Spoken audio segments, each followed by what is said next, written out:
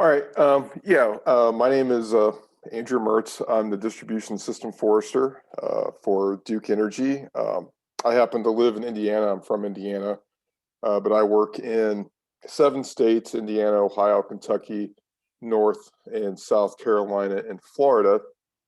You can actually tell that maybe from some of these pictures as we go through here. Most of them are from Indiana, or at least the Midwest, but I snuck in a few that are a little bit different. I'm a board certified master arborist and a registered consulting arborist. But before I got into trees, I started my career as a restoration ecologist. So I spend a good deal of my time either killing vegetation we don't want or trying to keep other vegetation alive. So I've had a pesticide license, I think for 22 years. So and very familiar with the invasive plants that we have, not just in the Midwest, but in some other locales as well. So, like in this picture here to start with on the cover, I think everyone could probably recognize what Amur honeysuckle looks like in the wintertime. And then we have, of course, some nice Siberian elm trees growing up through that. Honeysuckle is a very, very good incubator for vegetation under power lines.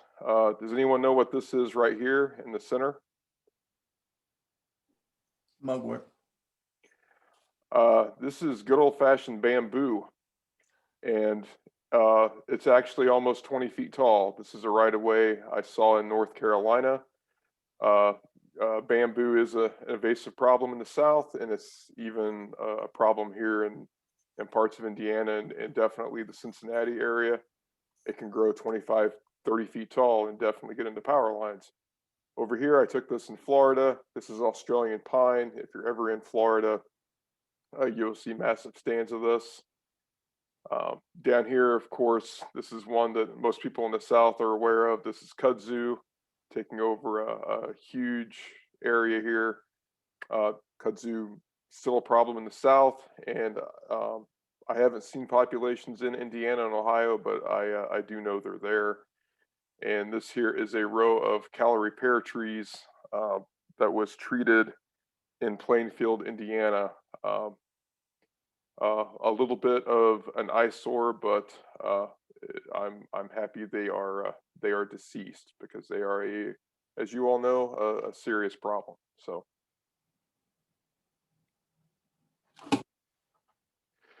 So Duke Energy across our entire footprint, including all 6 states, we have 31,000 miles of transmission lines.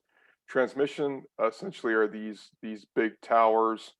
You see a more technical definition is anything over 69,000 volts is considered transmission lines. We also have 280,000 miles of distribution lines, and those are the lines that are 60 or less than 69,000 volts. As the name dictates, the distribution lines are the ones that you see, through streets and back alleys that go right into a transformer or a smaller line, and then into homes and businesses.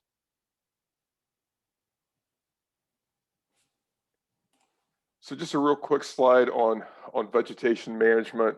That's kind of a broad term. You also hear integrated vegetation management, which is the term that I prefer.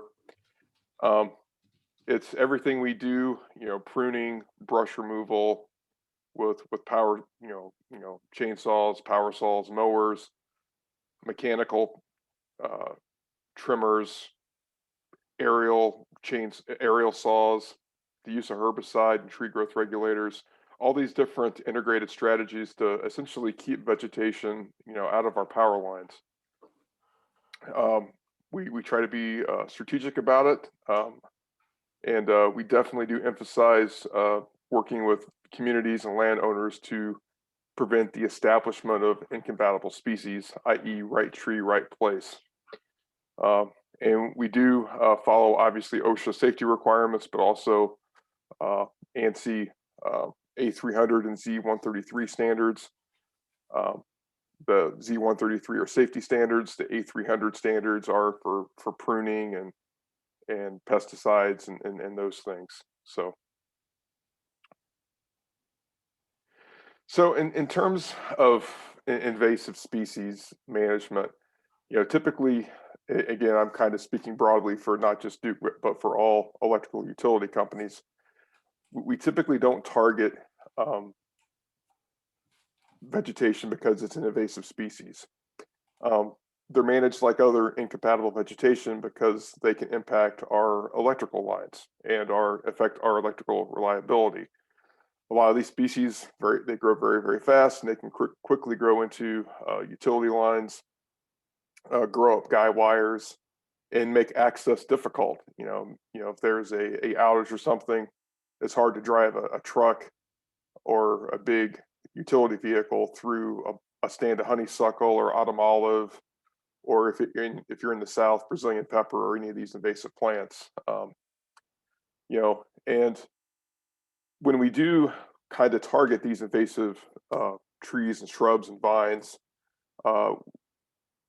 it's where we're going to have the most impact on our electrical reliability and where it's going to be most cost effective.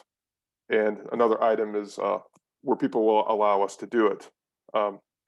Utility companies typically do not own the locations where their lines are.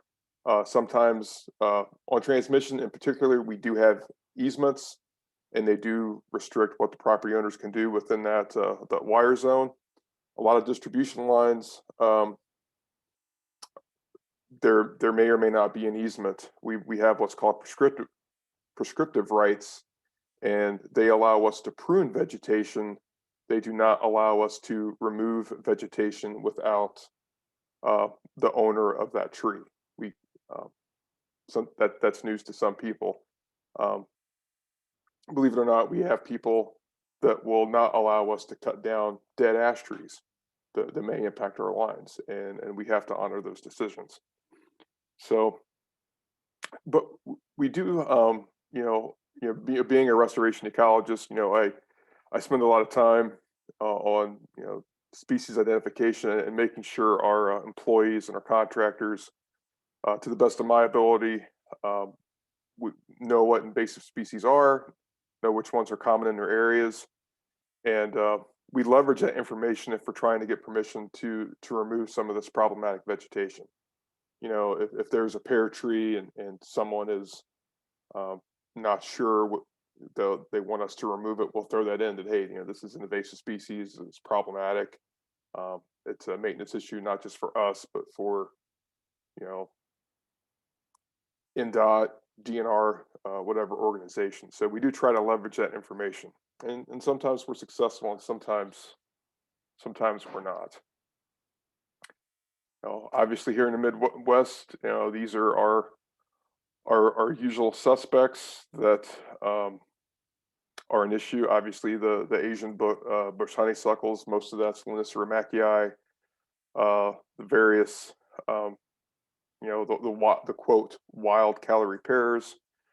These are typically hybrids of Cleveland Selects and Bradfords, or a hybrid of one of those and the parent stem, because all these trees they're grafted onto a primitive calorie pear rootstock often. And if one of those rootstocks sprout, it can cross pollinate with the top of the tree and produce viable seed. It doesn't have to be two individual trees. And that's true for a lot of plants in cultivation. Siberian elms, especially an issue, mostly in urban areas, but not exclusively. We do see those out in the countryside as well. Ailanthus, again, very, very common, urban tree, but we do find stands out in the country as well. White mulberry, the same thing. Oriental bittersweet can definitely be a problem. It grows very, very fast. It can grow up guy wires and grow up poles and cause outages that way. And more in the southern part of the state, not so much up here. I do see them growing in the planted landscape, but Polonia and mimosa trees, much more common down south, but you can see them here. Anyone have any questions before I continue?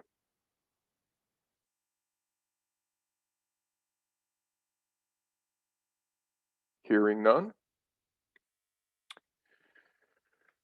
So this comes up a lot, so I thought I'd put in a slide for this. Obviously, we do have a herbicide program for our distribution lines. It's a very selective program, and for transmission as well. It's an integral part of our integrated vegetation management or IVM strategy, and it's vital for us to use this tool. We use low volume application of herbicide typically, i.e. backpack sprayers of our various herbicide mix, depending on where we're applying it, and it's selective. And I've actually went out with a number of our contractors, and I do QA of all our aspects of work, and definitely work to educate them as to what are our beneficial plants and the right of ways that we want to keep. Obviously the herbaceous layer, raspberries. There's a tall thistle in the background of this picture. Make sure that we try to keep that that kind of vital habitat. But we're not just targeting invasive species. We are targeting any of these trees that are unfortunately growing within that wire zone that could cause an outage. One last thing on herbicide is we try to utilize wherever we can a closed loop system, meaning our vendors use larger containers of herbicide, and there's typically a pump on it, so there is no pouring of herbicides. It's all done with a device and it's closed up, so there's no need for anyone to be pouring herbicide. It's a cleaner system, and the containers are reused. We typically frown upon using the 2.5 gallon containers. There's no reason to do that. This other system it's been around for maybe 20 years or longer. Definitely prevents unnecessary waste of cardboard or plastic or things like that. Any questions before I go to the next slide? I usually have a question or two about herbicide. So, I have a question about your closed loop system. So you're just using the gallon drum or the multi-gallon drums and then sending those back to the herbicide manufacturer. Is that correct? yeah, and that's what our suppliers do. They're 15-gallon drums. Mm-hmm. And when I worked before I came to the utility side, back when I was a restoration ecologist, that's what we did. We used those 15-gallon containers. At the time, locally it was Townsend Chemical. Now I think it's Red River Resources or one of those that locally, but that's used a lot. Some of our suppliers occasionally, they may have those 2.5 gallon containers, but again, we really want them to use the closed loop system. It's just better all around. Yeah, and so then you're transporting your spray rigs just with gallon drums, so you don't have to worry about like a potential spill on the highway and all that. Well, the only thing in their tank, these low volume sprays, it's just in the tank, it's just water. So, and they may have that 15-gallon container with a pump on it to fill the individual backpacks. That's typically what they do. So, and that's a best management practice too. Thank you. So, anything else? I know that your primary concern isn't necessarily, like invasives versus not, but an issue we deal with a lot is, contractors or even landscape managers not knowing much about invasive species versus natives and all of that. Knowing that's not the primary concern, just throughout your career, what do you see as like the trend towards contractors being more knowledgeable about invasive species management? I think, again, as a I do consulting arboriculture on the side as well. So I'm speaking outside of Duke here. I think it's getting better. I mean, one of the things that Duke does is, we have a nature grant program, and I get a chance to review these applications, and I'm very, very quick to point out if their plan has, if they're going to be planning something that is invasive or problematic, not just from a line situation. I mean, if I saw someone planting a bunch of Norway spruces and wanting us to foot the bill for that, that wouldn't happen. There would be an objection to that, and that wouldn't get funded. Um, I'm pretty confident in saying that. So, there are things that we do, and we definitely work very hard on the Right Tree, Right Place program. And we definitely send people to Purdue or University of Kentucky or Clemson, any of these states we typically don't update or maintain a list of native compatible, line compatible vegetation, because things change pretty quickly and there's all these cultivated varieties. But the universities do a really good job of putting that information out there. We're also, like in North Carolina, there's a utility, an urban forest organization we're heavily involved with. We help fund a publication for them on planting under power lines. So it is something we're very, very involved with. In terms of on the commercial side, and generally there's a lot of work to do. A lot of big landscaping companies, not only are they maybe planting the wrong species, but they still don't know how to plant trees. I mean, I'm amazed at when I go out and see the root collars of trees planted 5 inches too deep, or they're still completely in the baskets and you can see the top of the basket, or they're using a bobcat and they're digging a 4-foot hole. I have no idea why they're digging a 4-foot hole when a 12-inch hole is probably plenty deep enough by the time you take all the topsoil at the top of these trees. So there's a long way to go in that, and there's plenty of education out there, not just the educational opportunities that Purdue offers, but there's the big landscaping conference in January. There's plenty of classes on tree plantings and things like that. But or even you got to mention volcano mulch, right? Another thing that I'll see companies that I know better. Some of these people are on boards with me. I know they know better than to do what I see them do in practice. So still, I guess, a long way to go in that space. I kind of think nurseries are taken into account. People don't want to plant invasive species. I've been kind of on the outside looking in of the debate on calorie pears and banning those. I know you can no longer purchase them, I think, in Ohio. But that's just a start. There's always going to be this desire to bring in new stuff for ornamentals, and the reasons may be good.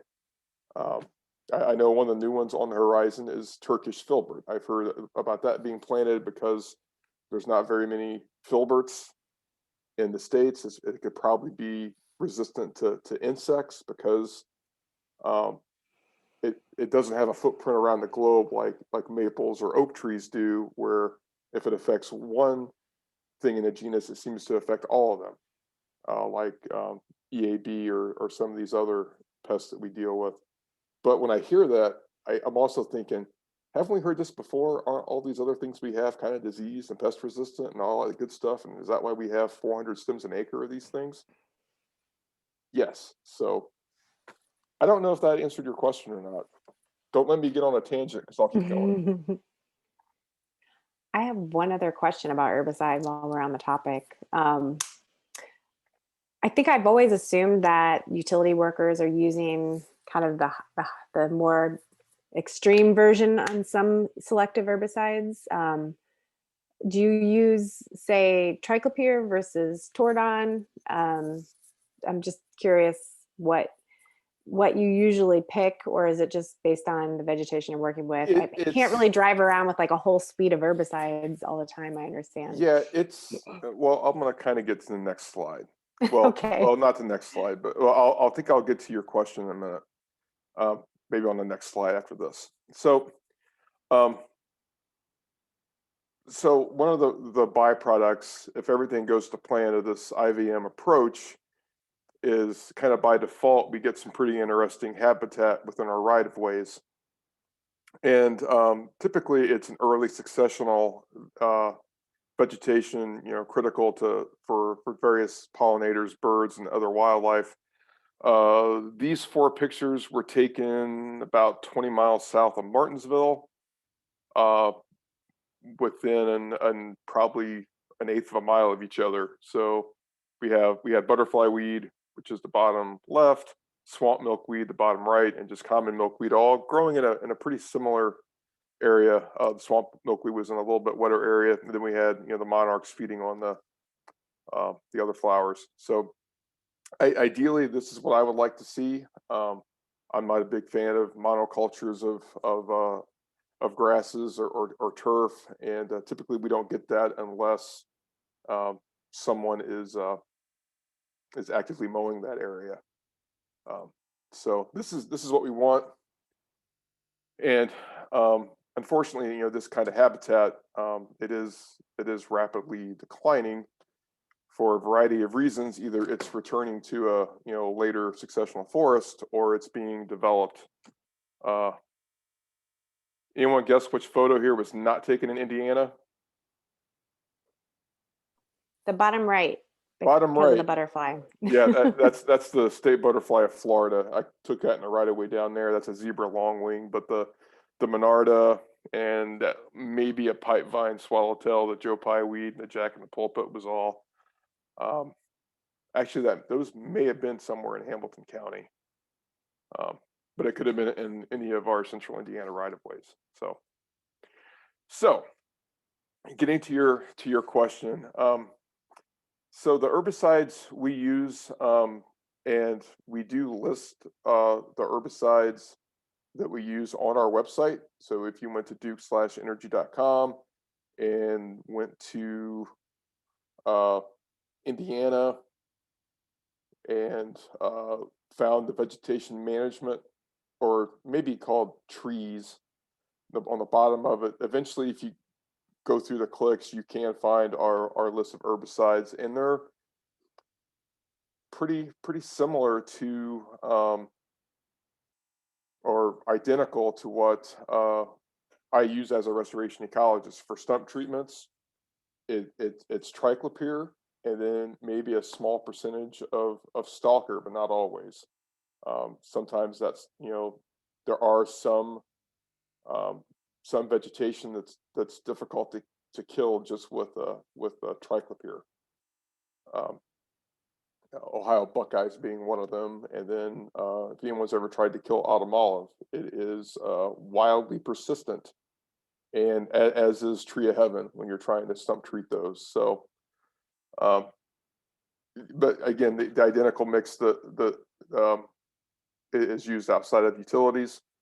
I will say that glyphosate is still in our arsenal, but way before the issues with the various lawsuits,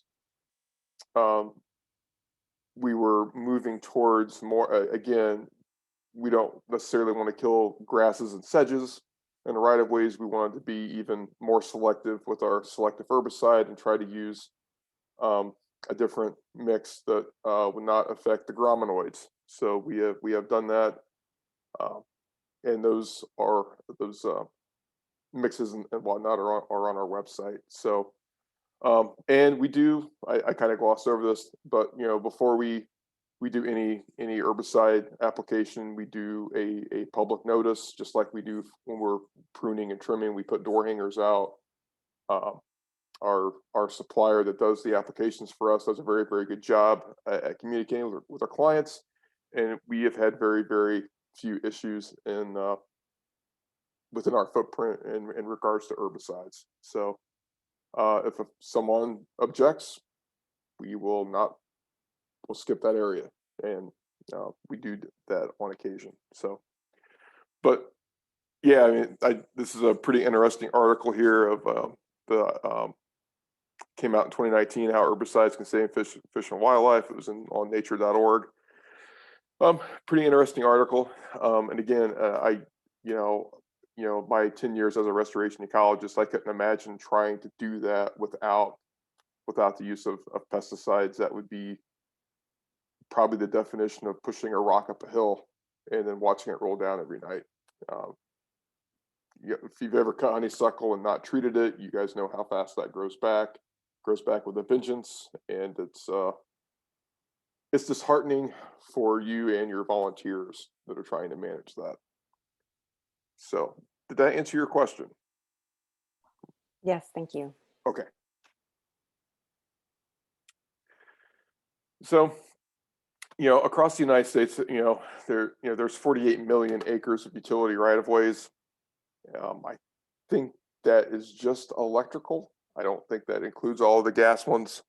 There's obviously a huge potential to provide some habitat for native wildlife and native plants, and we do have some various partnerships. There's a strong partnership in Florida with transmission, and they're working with researchers to optimize some pollinator habitat while providing control of incompatible vegetation. It's also supplying some habitat for some endangered tortoises.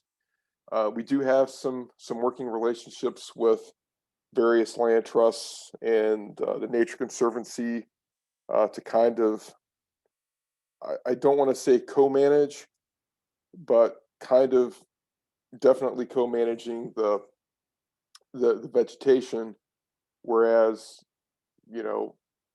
they may be in their, we're dealing with the stuff that grow into our lines, but they're in these easements working to control some of the other herbaceous invasives and trying to establish a plant community that's more desirable without some of the invasives. Duke Energy Foundation has funded some of those efforts. I know we funded a couple of them in 2019 and 2020. So that is something else that we do, and we would like to do more of. There seems to be I hate the phrase win-win, but a win-win for multiple groups there. Anyone know that wildflower? Was that a mountain mint? It is a mountain mint. Very good. I think it's slender, but I'm not sure on that. But yeah, this particular right-of-way was loaded with mountain mint. So one last slide, and this just is kind of a blurb for the Treeline USA. That's a program to recognize best practices in public and private utility arboriculture.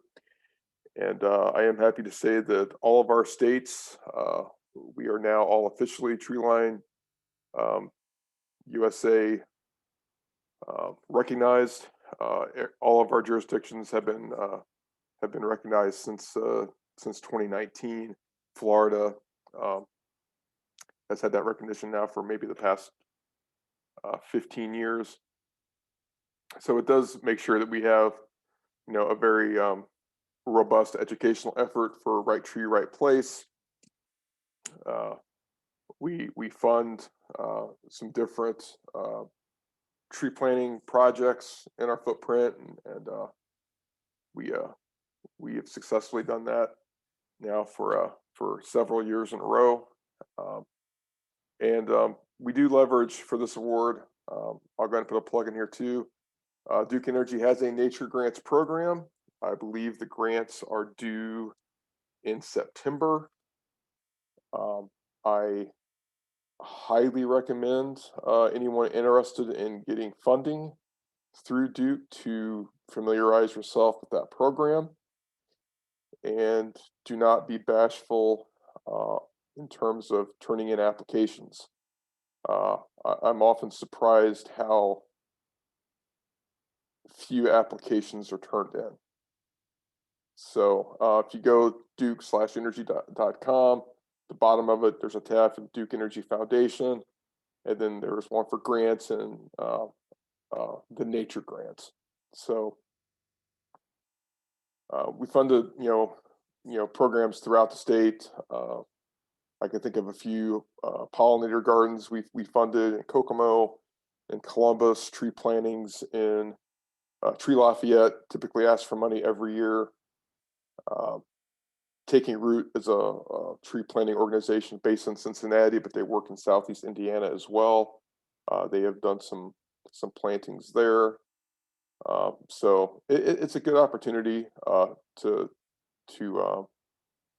get some funding. You may not ask for everything, or you may not get everything you ask for, but they typically do try to oblige. And it does help if you show that you have some matching funds from somewhere else, as is the case for most of those programs. I think that's my last slide. It is.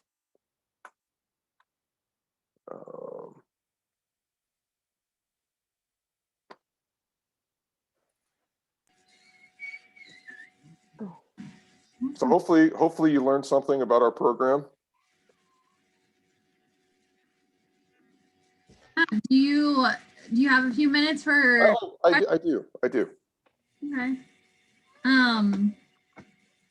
I know one that came to mind when you were speaking was we focused a lot here locally on calorie pair management. How is that going for you guys? Are you finding successful management strategies, or? We are.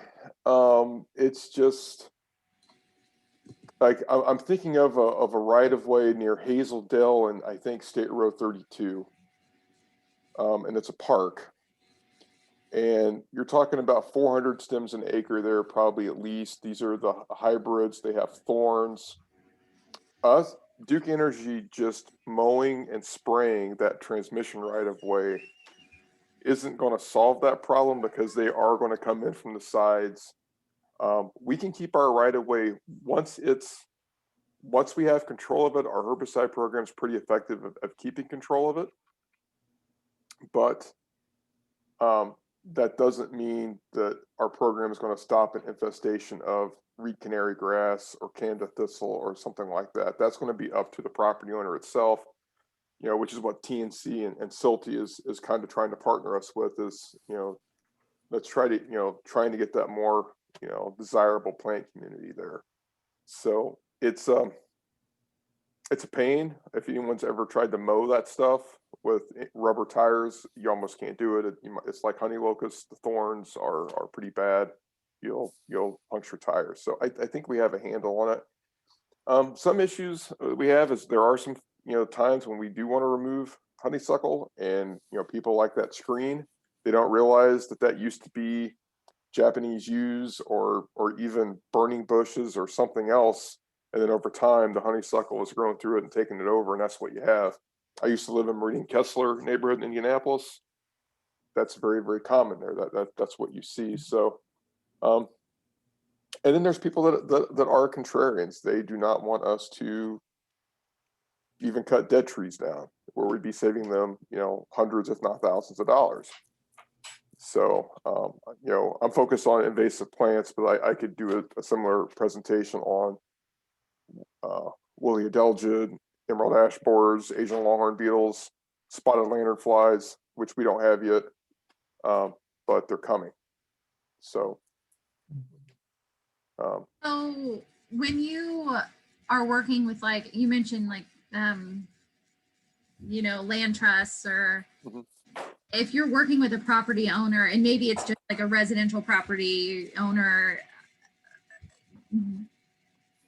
what kind of like resources do you try to connect them with, resources for invasive management, or resources for guidance? we do. Management? We do. I'm just going to pull up well, again, if you go to dukeenergy.com and you get to our vegetation site, you'll see and I think I did this for every state. There's a kind of educational links, and one of them I'm pretty positive is we link to the invasive plant working group just to make sure that list of current invasive stuff is there. If it's not there, it's supposed to be there because I asked for it to be put on there. So yeah, we do. There's definitely some information out there about native plant landscaping. We try to educate our own staff. It's not just us. We have an environmental wing at Duke Energy. Very like-minded people. You know, they have a lot of resources internally for our employees as well. And one thing to keep in mind is, like, especially here in Indiana, our vegetation management specialists, i.e. utility foresters that work for Duke, they all have a pretty extensive background in urban forestry, or two of them are horticulturists. One of them is a landscape architect. So we do have a pretty diverse background of internal talent in terms of people that are kind of in the know as to, you know, what is or isn't good to plant. We're not all a bunch of former linemen and things like that that got kind of coerced into doing vegetation management. We got coerced into doing this for other reasons. Yeah, I was just thinking, and So, Mary dropped a link in the chat too. You know, that potentially our group, like HIP in Hamilton County, and then the other SISMAs across the state, potentially could be that resource, because that's what we're trying to offer, is that like one-on-one assistance to landowners. So, you know, we could be somewhere, and SISMAs across Indiana could be a resource that you direct people to then come in and like follow up with that personalized assistance on either management or restoration as well. right. So, A good combination. so I'm in our website for Indiana, and if you go to the bottom right,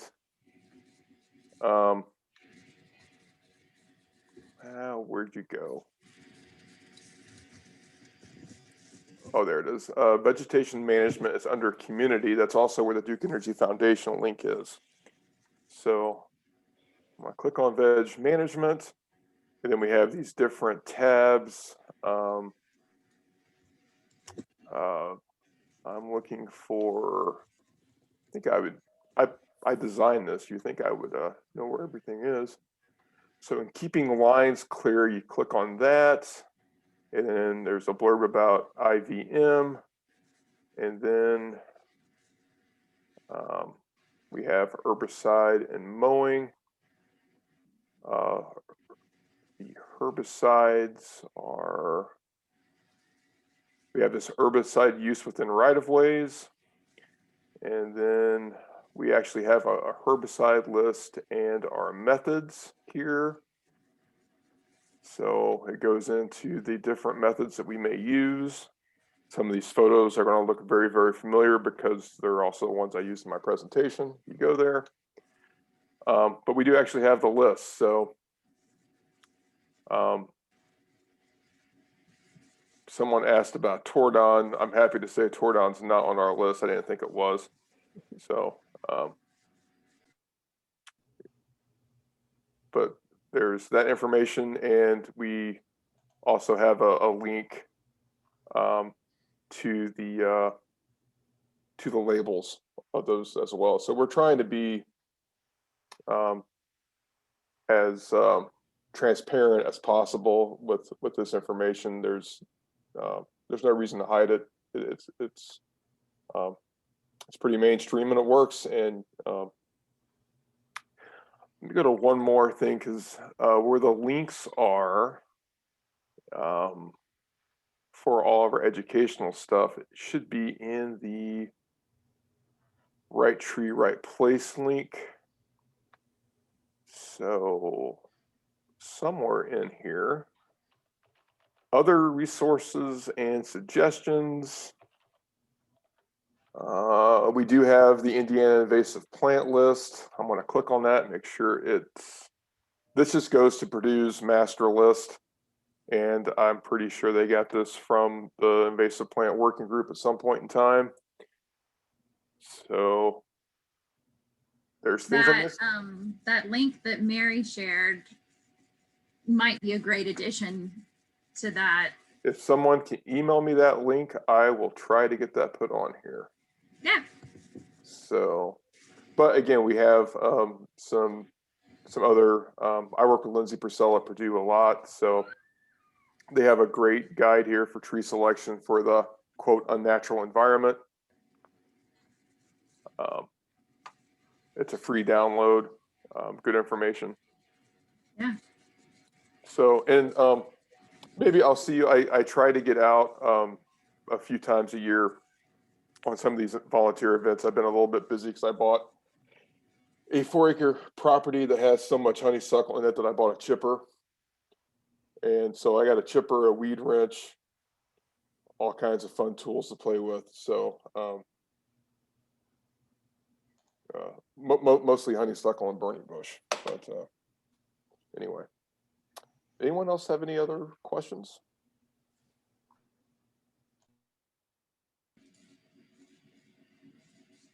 Kim, you're muted. Thought I tried to unmute. I have a quick one about what you have seen in your couple decades of work and how the if the speed of infestation is growing or not. It is.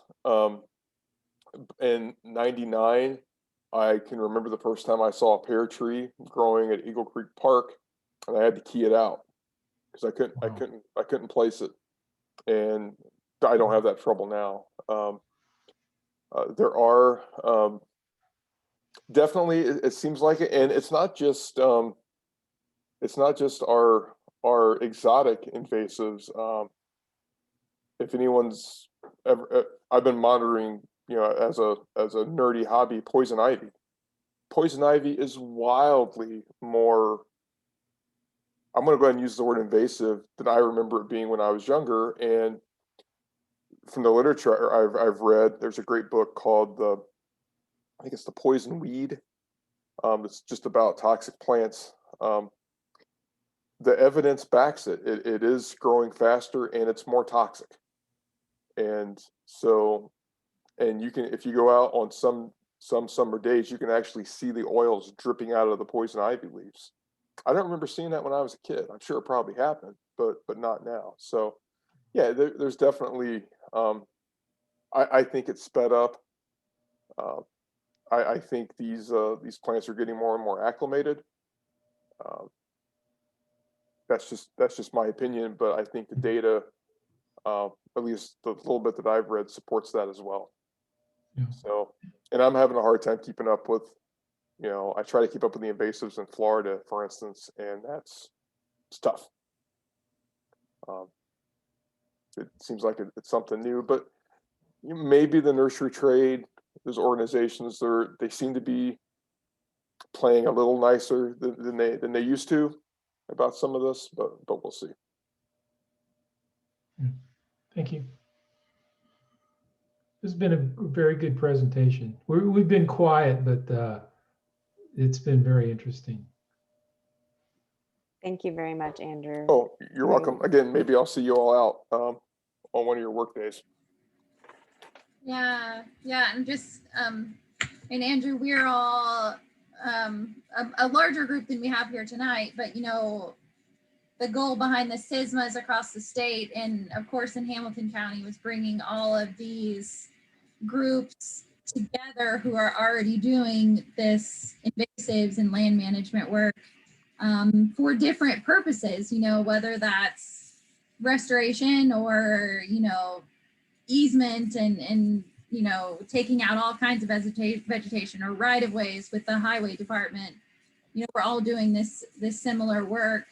So we wanted to have a space where we could come together and be more strategic and effective and learn from each other.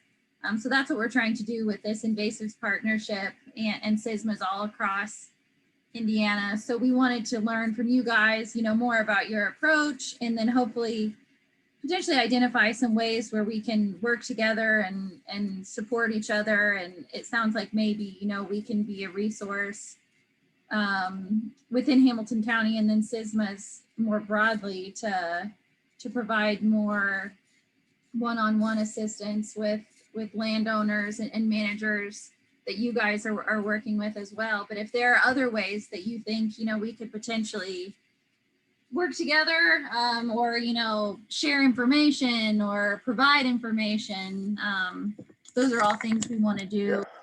Yeah. The one, Partner. yeah, the one thing that we would love to partner with, you know, everywhere our lines are at is the right tree, right place. We do not like to spend money pruning trees. We don't like to do it. It stinks. It's a no-win. No one's happy about it. We're not happy about it.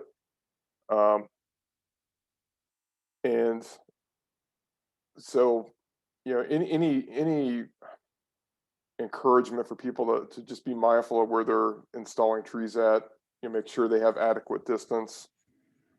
If there's a tree giveaway or some program, just make sure that they have that information so we're not having to prune a Norway spruce tree in 20 years. And, you know, because that's just not something we want to do either. We also encourage, you know, cities and towns, nothing, this is me talking, nothing against street trees. I know they serve a purpose, but I'm a big advocate of return on investment. So if all your places where you can plant trees and we don't have to worry about mower damage and utility lines and underground stuff, those are great places to put trees. And even places where you have to spend less money on pruning and any of that maintenance. So those are good places to install trees. You know, I kind of think once those are all figured out, then maybe we can start migrating in and maybe replacing all those neighborhoods full of pear trees in Hamilton County with something else. Yeah. So, and I saw a question that was typed and I wasn't fast enough. I was just going to ask, I know that you direct people to local resources, but if you have publications that would take them to your website, I think we're starting to do more in-person things. So thinking if there's anything. Well, there's a couple of things that we do. We do have some publications that we hand out at events and open houses.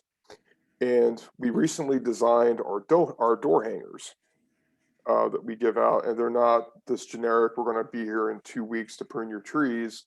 They're much more informational with links to our website, right tree, right place. All that information is right there on the door card. There's actually a diagram on the door card that shows where trees should be planted in terms of, you know, the heights of the trees versus the power lines and what kind of power lines, because transmission lines are much more restrictive than distribution lines just because of federal, you know, guidelines. You know, tree falls on a 340,000 kilowatt transmission line, that's going to make the national news. We don't want that.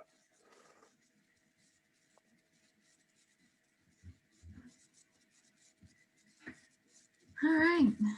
Well, thank you so much for your time, Andrew. We really appreciate it. It was really interesting. And I will follow up with an email with that link. And yeah, really enjoyed learning more about what you guys do and look forward to hopefully supporting each other's work moving forward.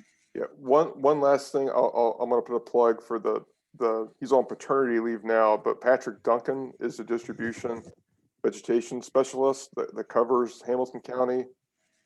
Very, very knowledgeable, excellent arborist. And you also have another, Indiana has not one, but 2 board certified master arborists that work for Duke, Jeff Hagfors. He also works in that area. So those guys are also very, very good resources for you. So, and thank you. I'll give you their contact information as well. Great. All right. All right. Well, you're welcome to join us, but if you have to, that's fine too. I better drop off, and I got a couple of other things I got to deal with. But it was great talking to you all, and I'm sure I'll see you all sometime. Thank you. All right. Yeah. Thank you. Thank you.